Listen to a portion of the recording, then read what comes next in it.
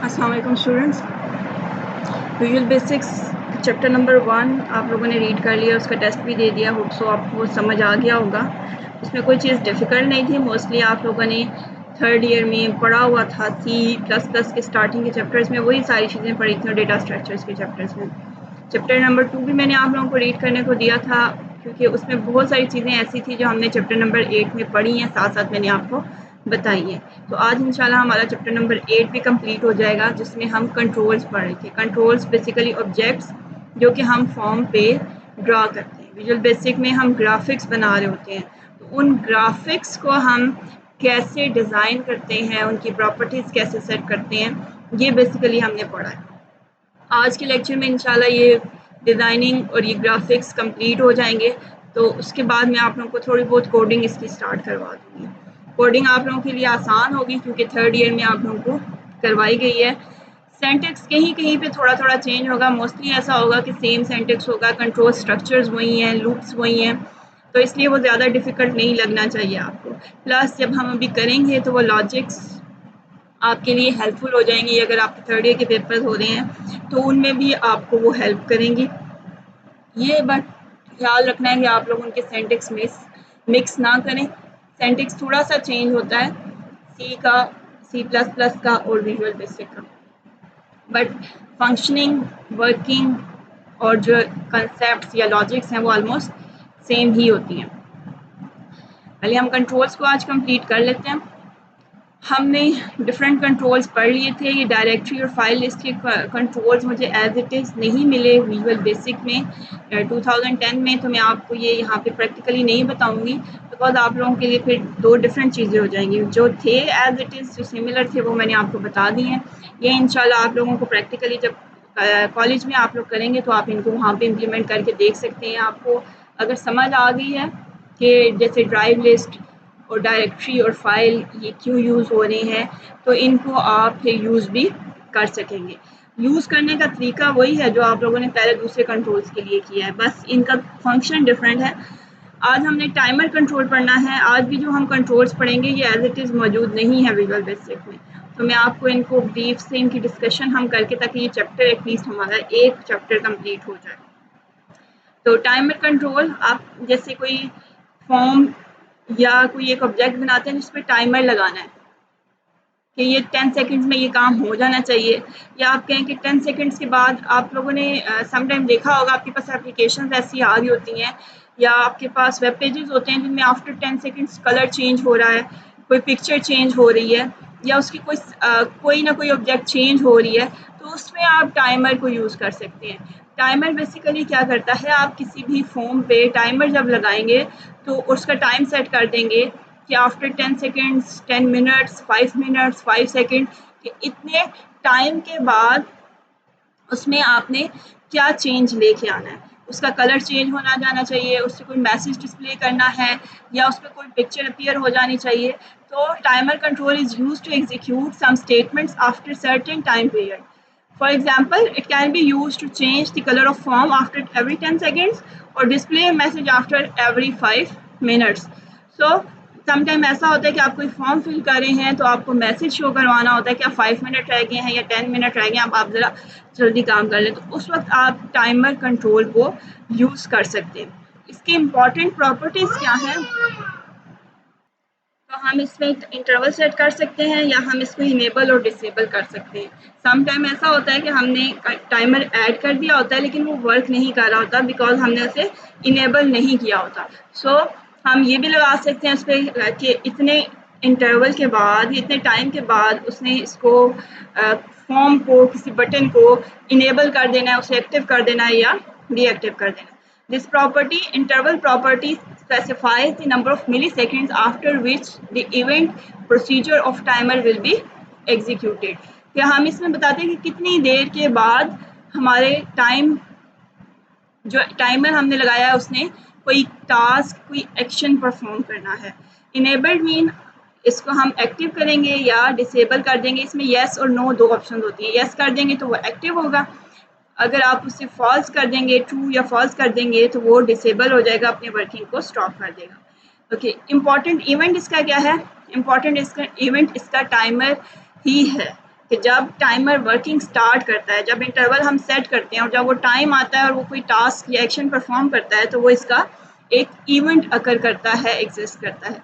इस तरह का आइकन आपको नज़र आता है लिखा बना हुआ। ये इसमें ऑप्शंस वही दी हुई हैं कि आप एक नया प्रोजेक्ट स्टार्ट करते हैं, 2 लेबल उन्होंने प्लेस किए हैं और उन्होंने उनके नाम रख दिए एक IT सीरीज़, और उसके बाद आपने टाइमर प्लेस किया है जो कि उनको सेट करेगा, उसका टाइम सेट किया है और आपने लिख दिया है कि जब ये टाइम आ जाए तो उसके इवेंट में उन्होंने क्या लिखा है कि लेबल 1 के कैप्शन को टाइम कर दो। पहले उस पर क्या लिखा है लेबल 1, तो उसको चेंज करके क्या कर दो टाइम। तो इस तरह से वो उसको चेंज कर देगा। नेक्स्ट आपके पास जो कंट्रोल है वो है shape control. Shape control basically आपके पास आता है अगर आपने कोई शेप्स ड्रॉ करनी है, लाइन, स्क्वायर, रेक्टेंगल और सर्कल, इस तरह की शेप्स अगर आपने ड्रॉ करनी है तो आप शेप्स कंट्रोल को यूज़ कर सकते हैं।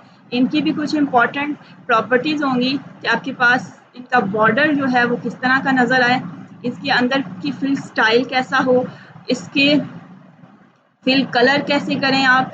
तो ये प्रॉपर्टीज़ आपके पास ये डिफरेंट स्टाइल्स उन्होंने बताए हुए हैं कि हॉरिजॉन्टल लाइंस आएँ, वर्टिकल लाइंस आएँ, अपवर्ड डायगोनल्स आएँ, ये डिफरेंट उन्होंने बताई हैं। इनको हम चेक करते हैं, अगर हमें शेप्स की प्रॉपर्टी विजुअल बेसिक में है तो हम इनको करके चेक कर लेंगे। तो शेप बेसिकली कोई भी ज्योमेट्री शेप्स जो आपके पास है, रेक्टेंगल, स्क्वायर, सर्कल, उनको ड्रॉ करने के लिए आप यूज़ करें। लाइन कंट्रोल लाइन ड्रॉ करने के लिए यूज़ होता है, जिसकी आप बॉर्डर विड्थ सिर्फ चेंज कर सकते हैं। Next one is OLE control. OLE object linking and embedding. अगर आपने कि कोई दूसरी ऑब्जेक्ट मीन एक आप विजुअल बेसिक में अपना प्रोजेक्ट बना रहे हैं, आप चाहते हैं कि आप एक ऐसा कंट्रोल बनाएं जो जाके MS वर्ड की फ़ाइल को ओपन कर दे, या जो जाके MS एक्सेल की कोई डेटा शीट, व्यू या कोई रिजल्ट की फ़ाइल ओपन कर दे। तो उसको कनेक्ट करने के लिए, उसको लिंक करने के लिए हम OLE कंट्रोल यूज़ करते हैं, जो क्या करता है आउटसाइड द एप्लीकेशन, जो हमारी विजुअल बेसिक की एप्लीकेशन है उसके बाहर की फाइल्स जिनको यहाँ पे ऑब्जेक्ट कहा जा रहा है उनको लिंक कर देता है हमारे डेटाबेस के साथ। OLE stands for object linking and embedding and OLE control is used to avail the facilities of an application in a project by embedding in OLE object। कि आप किसी दूसरी एप्लीकेशन जैसे वर्ड की फाइल को आप ओपन कर सकते हैं। तो इसके मेथड्स क्या हैं कि आप इसे क्लोज करते हैं, अगर आपने कोई काम करना है तो आपने उसके बाद इसको क्या कर देना होता है, क्लोज कर देना होता है। तो उसका सिंपल मेथड क्या है, OLE डॉट क्लोज। इसी तरह क्रिएट इम्बेड, अगर आपने कोई फाइल लेके आनी है तो आप क्या करते हैं OLE क्रिएट एम्बेड, और ब्रैकेट के अंदर ये देखें उस फाइल का एड्रेस दे दिया है कि ये वाली फाइल हमारे इस कंट्रोल में ऐड कर दो। तो ये क्या होगा, डायरेक्टली वो फाइल आपके उसमें आ जाएगी। और क्रिएट लिंक क्या करेगा, उसका एक लिंक, उसका एक एड्रेस स्पेसिफाई करवा देगा आपके डॉक्यूमेंट के अंदर। Insert object dialog, it displays insert object dialog box to select type of object to create. अब इसमें क्या है, आप डायरेक्टली फाइल बता रहे हैं कि डॉक्यूमेंट की MS वर्ड की फाइल है जिसका नाम टेस्ट है, या तो आप उसे डायरेक्टली एसोसिएट कर रहे हैं या फिर आप उसका लिंक जो है वो क्रिएट करें।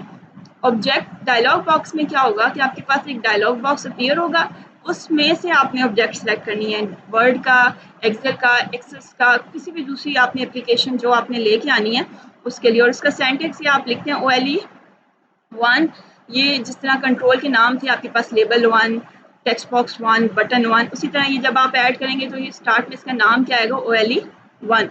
तो डॉट इंसर्ट ऑब्जेक्ट का फंक्शन आप यूज़ करेंगे तो वो एक विंडो ओपन कर देगा जिसमें जाके आप कोई भी फाइल सेलेक्ट कर सकते हैं। इसकी प्रॉपर्टीज़ क्या है, ऑटो एक्टिवेट किसकी जो फैसिलिटी है वो हमें बताती है, this property decides how to activate the server, कि जब आपने OLE ऑब्जेक्ट जो आपने लिंक की है उसने कब एक्टिवेट होना है। आपने इसे ऑटोमेटिक रखना है कि जैसे ही वो फॉर्म जिसमें वो ऑब्जेक्ट है वो लोड हो तो ऑटोमेटिकली वो लोड हो जाए, या मैनुअली आप उसे खुद सिलेक्ट करेंगे, या डबल क्लिक उस पर फोकस आए। तो ये ऑप्शन आप सिलेक्ट करते हैं। हम इसको भी देख लेते हैं अगर ये हमें विजुअल बेसिक में मिलती है। नेक्स्ट हमारे पास क्या है, class. It is used to get the name of object class. For example, if user associate document with only one, class property will be कि जो आपने डॉक्यूमेंट या ऑब्जेक्ट जो लिंक किया है उसका नाम किस में आ जाता है, क्लास में, और ऑब्जेक्ट जो है वो क्या करेगी, रेफरेंस टू वाली ऑब्जेक्ट के, उसका जो लिंक या जो रेफरेंस जहाँ से वो आपने ऑब्जेक्ट लिंक किया है वो रेफरेंस, वो पाथ जो है उसको स्टोर करेगा। इसके बाद आपके पास है इवेंट। इवेंट आपके पास क्या होता है, कोई एक्शन। तो ऑब्जेक्ट मूव, अगर आप ऑब्जेक्ट को मूव करेंगे तो आपके पास, जब भी आप उस ऑब्जेक्ट को मूव करेंगे वन प्लेस टू अनदर, तो वो आपके पास ऑब्जेक्ट मूव का इवेंट अकर करेगा। लेकिन नेक्स्ट पे ये हमारे पास रिपीटेड पिक्चर्स आ गई हैं, इनको हमने कर लिया है। यहाँ तक आपका ये चैप्टर कंप्लीट हो गया। थोड़ी सी चीज़ें रह गई थी उनको मैंने एक्सप्लेन कर दिया है। हम देखते हैं अगर वीबी में इनमें से कुछ हमारे पास है तो हम उन्हें प्रैक्टिकली करके चेक कर लेते हैं। ओके, हम फर्स्ट प्रोजेक्ट को ही ओपन करते हैं।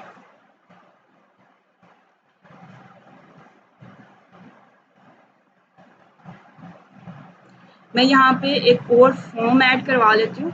ऐड न्यू आइटम पे जाके हमने फॉर्म, विंडोज़ फॉर्म ऐड करवाना है। तो आप इस तरह से अपने प्रोजेक्ट में कितने भी फॉर्म चाहें वो ऐड करवा सकते हैं। ओके, ये देखें, ये विजुअल बेसिक पावर पैक्स में आपके पास आ रही हैं कुछ शेप्स जो हमने पढ़ा था। वहाँ पे हमारे पास शेप का आइकन होगा, उसमें से हम सिलेक्ट करेंगे कौन सी शेप है। तो यहाँ पे आपके पास डायरेक्टली कुछ शेप्स आ रही हैं। लाइन ड्रॉ करनी है, तो ये देखें उसने लाइन ड्रॉ कर दी है। इस लाइन की डायरेक्शन आप चेंज कर सकते हैं। ये देखें इसका कलर है, यहाँ पे इसकी प्रॉपर्टी में आप कस्टम कलर या कोई भी कलर कर सकते हैं। आप यहाँ से उसका कलर चेंज कर सकते हैं। कोई भी कलर जो आप सेट करेंगे वो लाइन का कलर हो जाएगा। इसके बाद ये देखें बॉर्डर विड्थ हमने पढ़ा था कि इसकी बॉर्डर विड्थ सेट होती है। अगर मैं यहाँ पे 16 इसको सेट कर देती हूँ तो ये देखें उसकी विड्थ आपको शो हो गई है।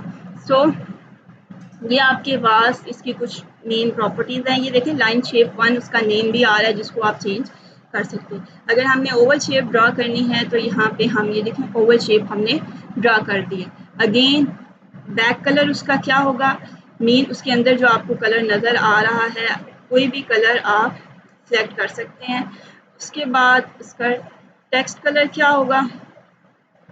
कि अब कलर चेंज क्यों नहीं हुआ ये भी मैं आपको बताती हूँ कि उसका बॉर्डर का कलर मैंने चेंज कर दिया। बॉर्डर का कलर आपको नज़र आ गया, फ़ौरन चेंज हो गया। ये कलर बैक कलर जो मैंने सेट किया था आपको यहाँ पे बैक स्टाइल नज़र आ रहा है। इसमें हमारे पास होता है जो आपने ट्रांसपेरेंट रखना है, ऑप्टिक। ट्रांसपेरेंट हो तो वो आपको पिक्चर ट्रांसपेरेंट होती है, मीन उसके पीछे से जैसे फॉर्म का जो बैक कलर है वो नज़र आ रहा है। अगर मैं इसे ऑप्टिक करूँगी तो अब आपको उसका बैक कलर नज़र आएगा, फॉर्म का बैक कलर नज़र नहीं आएगा। इसके अलावा आप इसमें ग्रेडियंट फिल स्टाइल भी कर सकते हैं। इसको भी आप ट्रांसपेरेंट, ये हॉरिजॉन्टल लाइंस आपको बनी हुई नज़र आ रही होंगी, या आपने वर्टिकल, फॉरवर्ड, डायगोनल, किस तरह की लाइंस, उस शेप को कैसे फिल करना है वो आप यहाँ से सेट कर सकते हैं। ये आपको सो विजिबल होगा। अच्छा, ये तो हो गई हमारी शेप्स। इसके अलावा हमने देखा था OLE ऑब्जेक्ट्स का। अगर यहाँ पे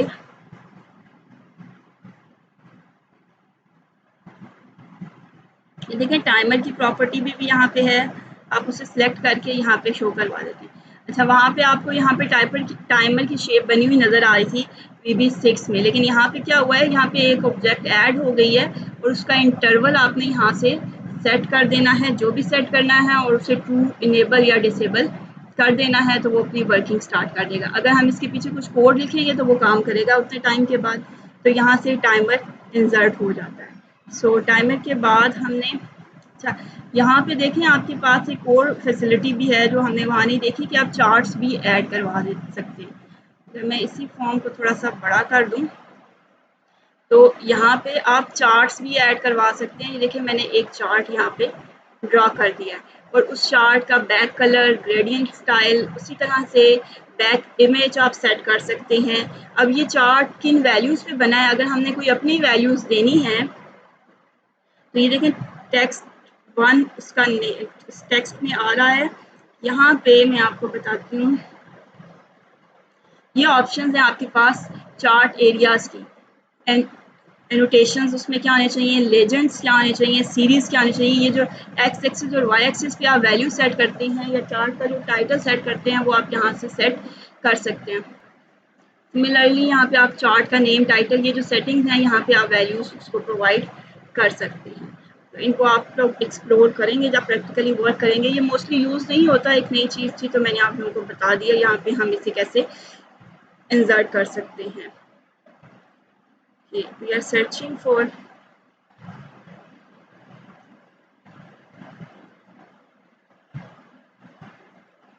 OLE ऑब्जेक्ट्स, तो यहाँ पे फिलहाल मुझे नज़र नहीं आ रही।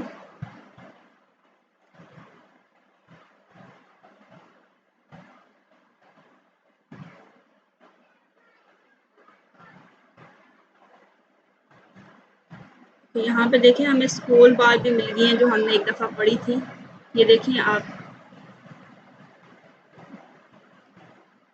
यहाँ पे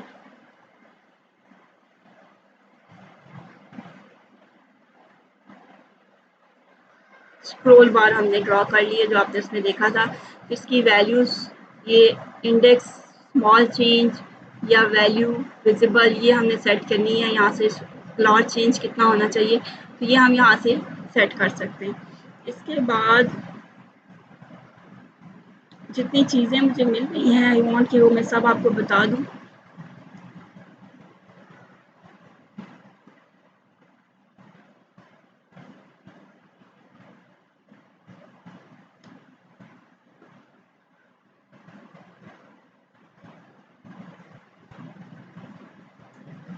ओके, यहाँ तक हमारा ये सेट हो गया है। तो यहाँ तक हमारे चैप्टर नंबर 8 में जितने कंट्रोल्स हमने पढ़े थे वो कंप्लीट हो गए हैं।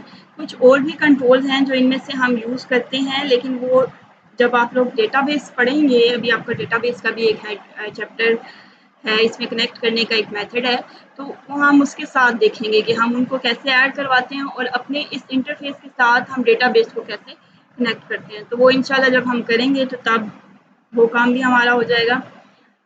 अभी आप लोगों का चैप्टर नंबर 8 ऑलमोस्ट कंप्लीट हो गया है। तो जल्दी मैं इसका एक टेस्ट लूँगी शॉर्ट क्वेश्चन आंसर्स टाइप का, तो आप लोग इसे प्रिपेयर करते रहें साथ साथ। कल मैंने आपको क्या स्टार्ट करवाना है, आप लोगों के पास अगर डेटाबेसेस की बुक्स हैं तो मैं डेटाबेस का एक चैप्टर स्टार्ट करवाऊँगी, अगर नहीं है तो फिर हम विजुअल बेसिक का ही कोई और चैप्टर स्टार्ट कर लेंगे। तो काइंडली मैसेज करके मुझे बता दें कितने स्टूडेंट्स के पास डेटाबेस की बुक है। देन अल्लाह हाफ़िज़।